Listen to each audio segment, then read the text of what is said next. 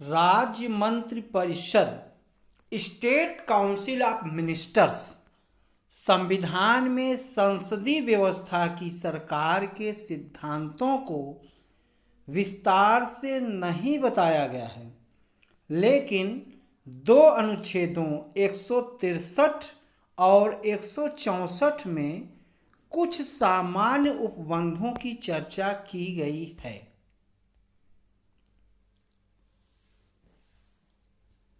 अनुच्छेद 163 में राज्य मंत्रिपरिषद की स्थिति के बारे में बताया गया है, जबकि अनुच्छेद 164 में मंत्रियों के वेतन एवं भत्तों, शपथ, योग्यता, उत्तरदायित्व, कार्यकाल एवं नियुक्ति के बारे में बताया गया है।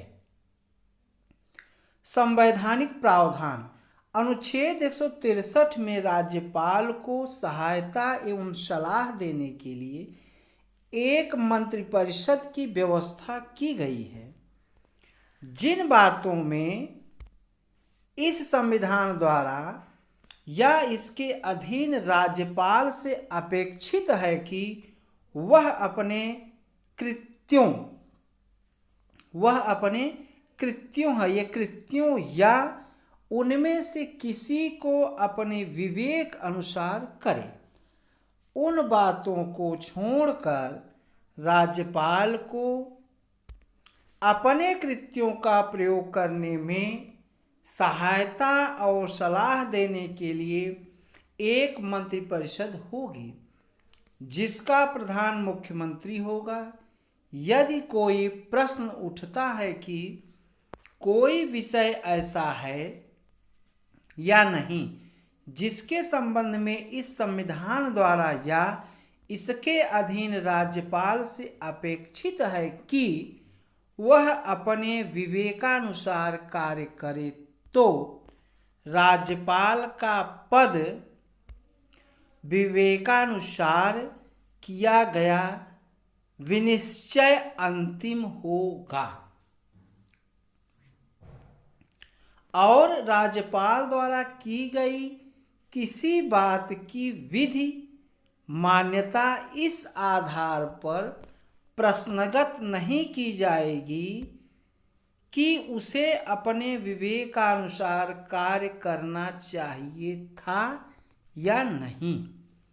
इस प्रश्न की किसी न्यायालय में जांच नहीं की जाएगी कि क्या मंत्रियों ने राज्यपाल को कोई सलाह दी और दी तो क्यों नहीं दी। अनुच्छेद 164 मंत्रियों संबंधी उपबंध मुख्यमंत्री की नियुक्ति राज्यपाल द्वारा की जाएगी तथा अन्य मंत्रियों की नियुक्ति राज्यपाल मुख्यमंत्री के परामर्श पर करेगा। हालांकि छत्तीसगढ़, झारखंड, मध्य प्रदेश एवं उड़ीसा में अन्य कार्यों के अलावा जनजातियों के कल्याण हेतु एक पृथक मंत्री होगा।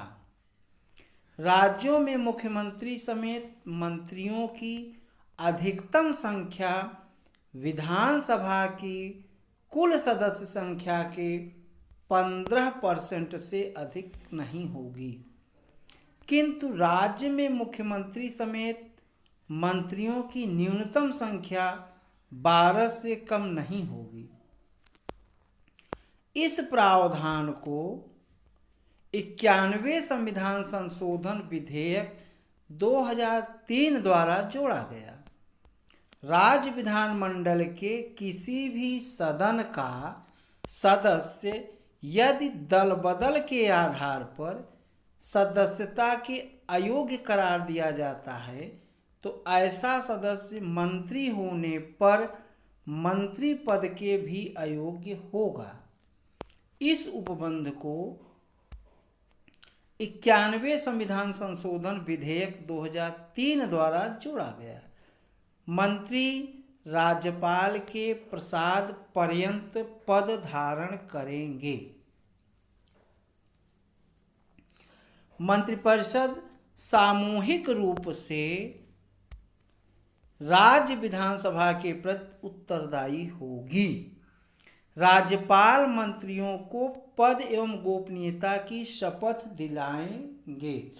एक मंत्री जो विधानमंडल के किसी सदन का सदस्य नहीं है, उसे 6 माह के भीतर अनिवार्य रूप से किसी एक सदन का सदस्य बनना होगा। मंत्रियों के वेतन एवं भत्ते राज्य विधानमंडल द्वारा निर्धारित किए जाएंगे। अब अनुच्छेद 166 राज्य के राज्यपाल द्वारा कार्यवाही का संचालन, यह इसमें मुख्य रूप से वर्णन है अनुच्छेद 166 में। तो सरकार की समस्त कार्यपालक कार्यवाही की अभिव्यक्ति राज्यपाल के नाम से की गई कार्यवाही के रूप में अभिव्यक्ति होगी। राज्यपाल के नाम से तैयार एवं कार्यान्वित आदेश एवं अन्य दस्तावेजों का इस प्रकार प्रभावीकरण किया जाएगा जैसा कि राज्यपाल द्वारा बनाए जाने वाले नियमों से निर्दिष्ट को पुनः किसी आदेश अथवा दस्तावेज की वैधता जिसको उक्त प्रकार से प्रमाणित किया गया हो, इस आधार पर प्रश्न नहीं किया जाएगा कि वह आदेश या दस्तावेज राज्यपाल द्वारा निर्मित अथवा कार्यान्वित नहीं है। राज्यपाल द्वारा राज्य की कार्यवाही में सुगमता लाने तथा मंत्रियों के बीच उनके आवंटन के लिए नियम बनाए जाएंगे। अनुच्छेद 167 इसमें मुख्यमंत्री के कर्तव्य हैं। मुख्यमंत्री मंत्रिपरिषद द्वारा राज्य के प्रशासन से संबंधित मामलों में लिए गए सभी नियमों तथा विधायन के प्रस्तावों के बारे में राज्यपाल को सूचित करे। राज्यपाल द्वारा राज्य के प्रशासन से संबंधित मामलों अथवा विधायन प्रस्तावों के बारे में मांगे जाने पर सूचना प्रदान करे तथा यदि राज्यपाल चाहे तो मंत्रिपरिषद के समक्ष किसी ऐसे मामले को विचार के लिए रखे जिस पर निर्णय तो किसी मंत्री द्वारा लिया जाना है लेकिन जिस पर मंत्रिपरिषद ने विचार नहीं किया है। अनुच्छेद 177 सदनों के संबंधों में मंत्रियों के अधिकार, ये अनुच्छेद 177 में वर्णित है। प्रत्येक मंत्री को विधानसभा की कार्यवाही में भाग लेने और बोलने का अधिकार होगा। उसी प्रकार यह अधिकार राज्य विधायिका की समिति के लिए भी लागू होगा। व्यक्तिगत उत्तरदायित्व, उसके पहले थोड़ा सा सामूहिक उत्तरदायित्व के बारे में देख लेते हैं। संसदीय व्यवस्था में सामूहिक उत्तरदायित्व सरकार का सैद्धांतिक आधार है। अनुच्छेद 164 स्पष्ट करता है कि राज्य विधानसभा के प्रति मंत्रिपरिषद का सामूहिक उत्तरदायित्व होगा। इसका तात्पर्य है कि अपने सभी क्रियाकलापों कृत्यों के लिए विधानसभा के प्रति उनका संयुक्त उत्तरदायित्व होगा। वे टीम की तरह कार्य करेंगे।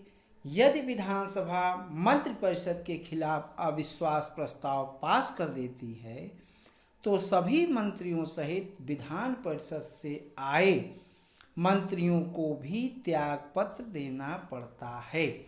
इसका एक विकल्प यह भी है कि मंत्रिपरिषद राज्यपाल को विधानसभा विघटित करने और नए चुनाव कराने की घोषणा करने की सलाह दे सकती है। राज्यपाल उस मंत्रिपरिषद के पक्ष में कुछ नहीं कर सकता जिसने विश्वास खो दिया है। व्यक्तिगत उत्तरदायित्व अनुच्छेद 164 में व्यक्तिगत उत्तरदायित्व के सिद्धांत को भी दर्शाया गया है। इसमें बताया गया है कि मंत्री राज्यपाल के प्रसाद पर्यंत पद धारण करते हैं, अर्थात राज्यपाल किसी मंत्री को तब भी किसी समय हटा सकता है जब विधानसभा विश्वास में हो, लेकिन मुख्यमंत्री की सलाह पर ही। मतभेद होने पर या मंत्री के कार्यकलापों से संतुष्ट न होने के मामले में मुख्यमंत्री उस मंत्री से त्यागपत्र मांग सकता है या राज्यपाल को बर्खास्त करने की सलाह दे सकता है। इस शक्ति का उपयोग करते समय मुख्यमंत्री सामूहिक उत्तरदायित्व की सत्यता को सुनिश्चित कर सकता है।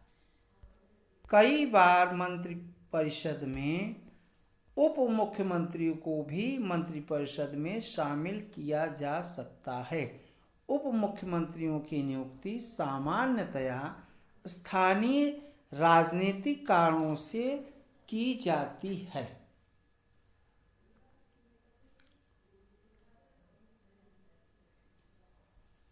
मंत्रिपरिषद का एक छोटा सा मुख्य भाग कैबिनेट या मंत्रिमंडल कहलाता है।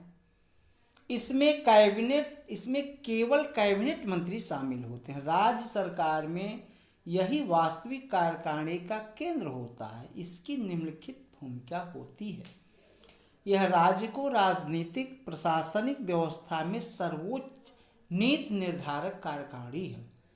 यह राज्य सरकार की मुख्य नीति निर्धारक अंग है। यह राज्यपाल की सलाहकार होती है। यह मुख्य आपात प्रबंधक होती है और इस तरह आपात शक्तियों को संभालती है।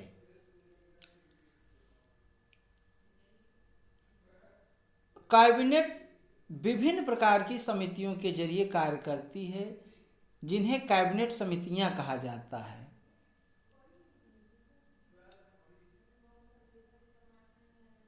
तो आज इतना है। वीडियो को लाइक एवं शेयर अवश्य करें तथा चैनल को सब्सक्राइब करें, जिससे वीडियो की तमाम नोटिफिकेशन आप लोगों को प्राप्त होती रहे और आप लोग अपने करियर में सफल हों। बहुत बहुत धन्यवाद आप लोगों का। जय हिंद, जय भारत।